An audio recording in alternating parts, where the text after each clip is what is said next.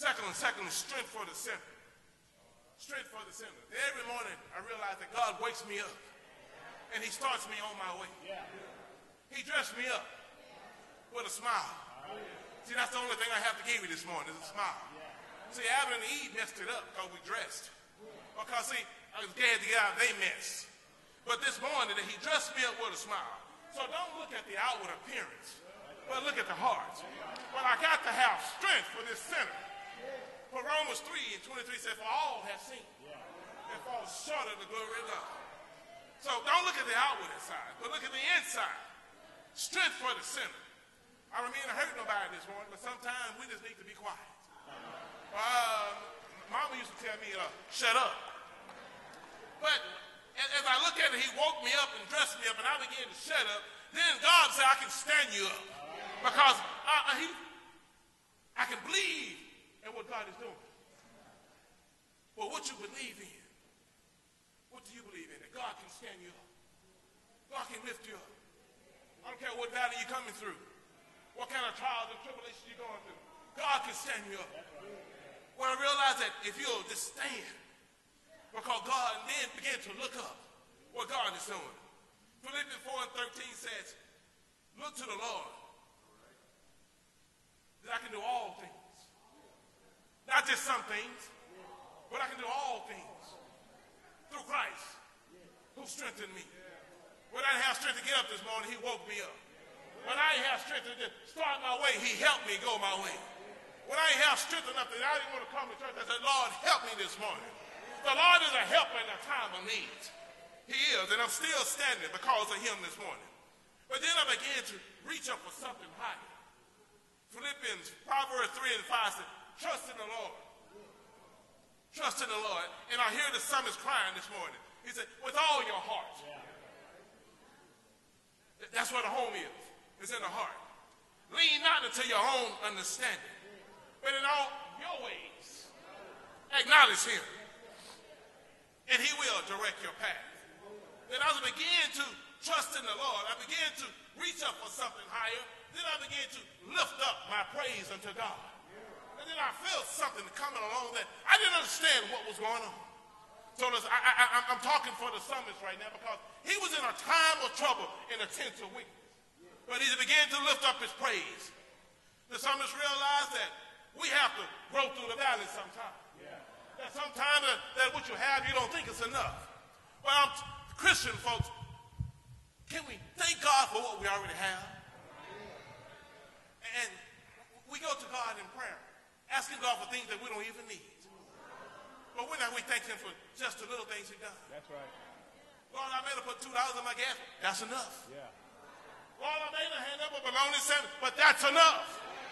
Lord, I had a little small headache and I went home and laid down for 30 minutes. That's enough. Right. But we begin to want God to do some miracles for us. Yeah. That I want to live in a big house on the hill. I want the big fancy Mercedes-Benz and all them things. Yeah. But God give us just a little bit. We don't thank him for it. I told you a little dad would do this one. Right. Just a little bit of God. Yeah. That's all we need. That's right. Just a little bit. So the psalmist to say that. You have to realize that. We got to go through the valley of weeping. That I may cry sometimes. I may not have what I want, but I go through. He said, I shall not fear no evil. For that rod and that staff shall comfort me all the days long. Comfort me. But as I come to a close here, thirdly, prayer is for the righteous. We talked about the home is the heart. Yeah. We talked about that strength is for the sinners. But in your prayer, God said, prayer is for the righteous. All right. Mama said prayer would change things. And I can feel it here. I can hear him saying that the Lord heard my cry. Yeah. Pitied when I groaned. Yeah. Grandpa used to sing an old song like that. And they drugged that song. And that song really meant something. That the Lord heard my cry. Yeah. But we need to look unto the Lord's face. Look to the Lord's face. Lord would anoint us with favor. I didn't say flavor, but favor. I don't know what your favorite flavor is, but my favorite flavor is Jesus.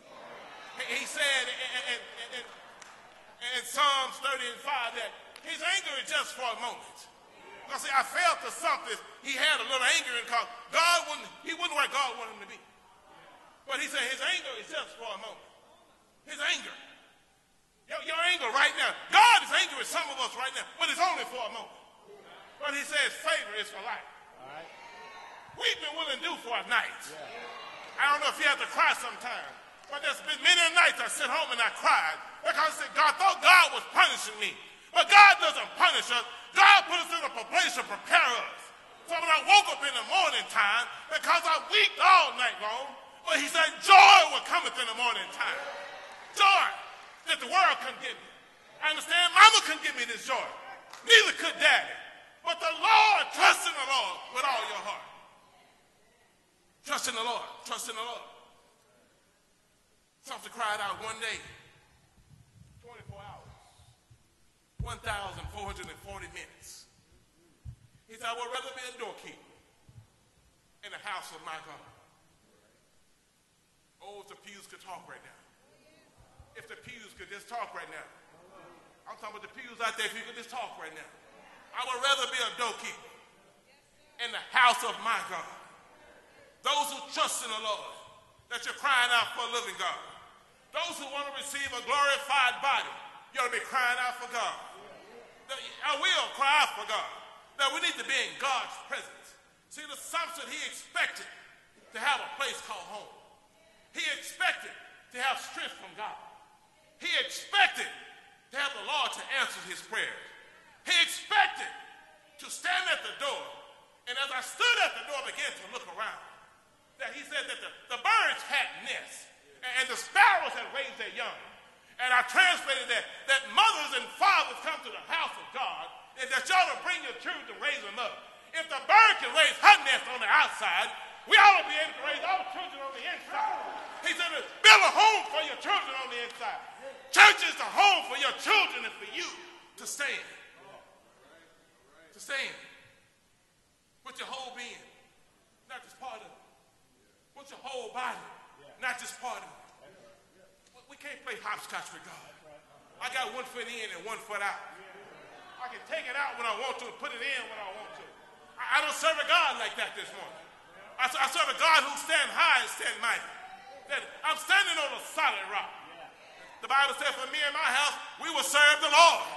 Is anybody serving the Lord this morning? Does anybody want to give God some praise this morning? You'll stand for something or you'll fall for anything. Yes. But for that reason, as I entered into the gates, was given. And I began to look at what God was saying, what the psalmist was saying. It reminds me of Psalms 103. Because when we stood at the door for so long, looking in, but yet we have doorkeepers at the door inviting you in. I ask you to come in and have a seat. Take a load off your feet. But I remind me of Acts chapter 5 and 19. Remind me back of Acts chapter 3. That when we were looking on the outside, going through the valleys and coming through the murky, miry clay. But Psalms chapter 3, chapter 100, verse 3, it said that we could enter into his gates with thanksgiving and into his courts with praise. We can be thankful unto him and bless his name. For the Lord is good, and his mercy is everlasting, and his truth endures to all generations. I'm so glad that God set us free. I'm so glad that he set us free. But in your standing, is it right with God? Are you standing in the tents with wickedness? Because we live in a corrupt world. Just because those children are in church today, that don't mean that they went in the club last night. They're trying to realize who has the better source of giving. They're trying to realize who has the better source of strength. And where is my home really at? But we have to let them know that God has built a place for us. I don't care how long you stand in a tent of wickedness. I said I wasn't going to say this, but I'm going to let them know, even so the little children can know. When you're out there in the world, there was three kinds of homes. They said there was a stick home, there was a wooden home, and there was a brick home. And the big wolf came by, and he blew the house down.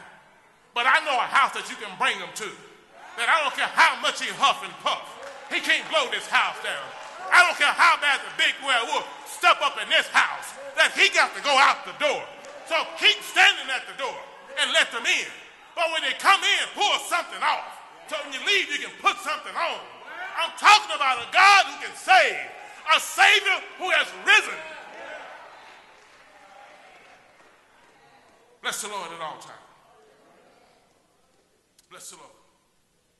And in my closing on this morning, before I have my seat, Jesus is the door.